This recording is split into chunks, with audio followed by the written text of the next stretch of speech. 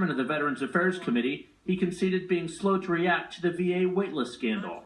The candidates also revealed a side rarely seen on the campaign trail. A rabbi asked Clinton how she balances ego and humility. I don't know that there is any ever absolute answer, like, okay, universe, here I am, watch me roar, or, oh my gosh, I can't do it, it's just overwhelming. She says she's guided by faith. I get a scripture lesson every morning from a minister that I have a really close personal relationship with.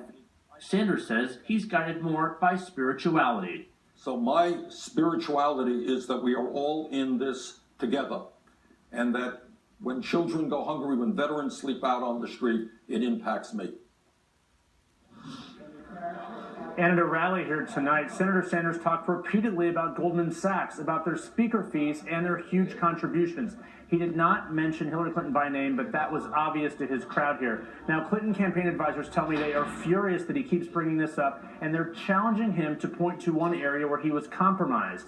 Erin, this is clearly an issue that's going to be debated for the next 5 days until that primary on Tuesday. All right, for sure, and then even on after that. Thank you, Jeff Zeleny. And out front now, the former Democratic governor of Michigan, Jennifer Granholm, a senior advisor for Correct the Record, which is a pro-Hillary Clinton super PAC, and Jonathan Tasini, a Bernie Sanders supporter. Governor Granholm, let me start with you. The State Department now saying Hillary Clinton was not the only Secretary of State who had classified information on a personal email account. Obviously, hers was on her own server, but is the Secretary vindicated?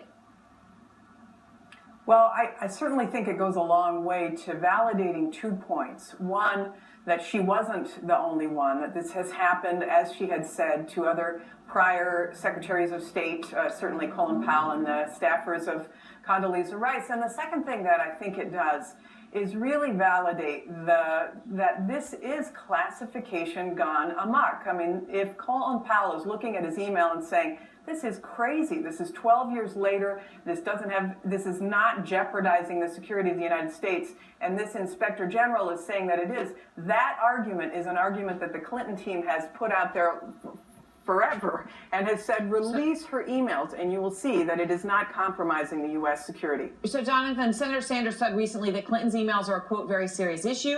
He said the fact that he hasn't slammed her on them on the campaign trail does not mean that she didn't do anything wrong.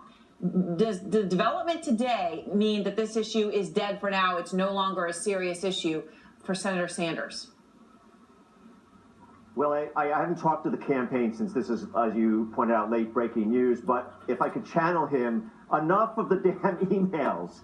I mean, there are very, very serious issues to discuss, and I'm not going to speak for myself because this is late breaking news. I actually agree with John Podesta, the chairman of the Clinton campaign, that this is overclassification going amok. And I made this point back in September, October, that there's too much overclassification in this country for information, and that there's enough for our side, the Sanders side, to question Secretary of State Clinton about whether she should be the Democratic nominee, but the email should have, in my opinion, nothing to do with that. All right, so we'll wait and see what Senator Sanders says. But Governor Granholm, one of the cringeworthy moments last night, many people have talked about this today, was Hillary Clinton's answer as to why she got nearly $700,000 from Goldman Sachs specifically for speeches. You saw her there. She sort of said, well, that's what they offered. Did you cringe? Was that a good response? What I think you're missing, though, was the second part of the response, which was basically point to a single time that I have been compromised as a result of that. I don't take fees in order to meld my positions to accord with those who are paying those speaking fees. It's a one-time speech. Here's what they got in exchange for their contribution to her speaking fee. They got somebody who proposed a tax on high-speed, high-frequency trades. They got somebody who proposed more enforcement, somebody who wants to regulate the shadow banking system, somebody who wants to strengthen Dodd-Frank, somebody who wants to strengthen the Volcker rule so that you separate investment banking from commercial banking. If they got that in return for their investment, I would say that would be a negative return. What would you say, Jonathan?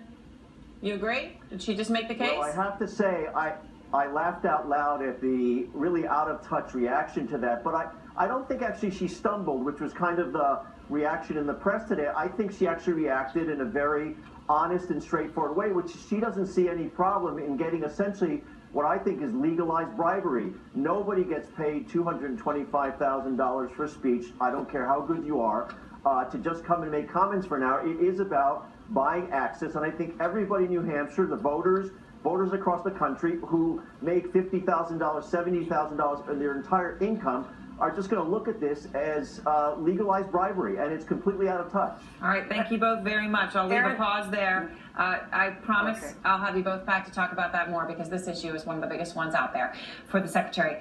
And up right next, heroin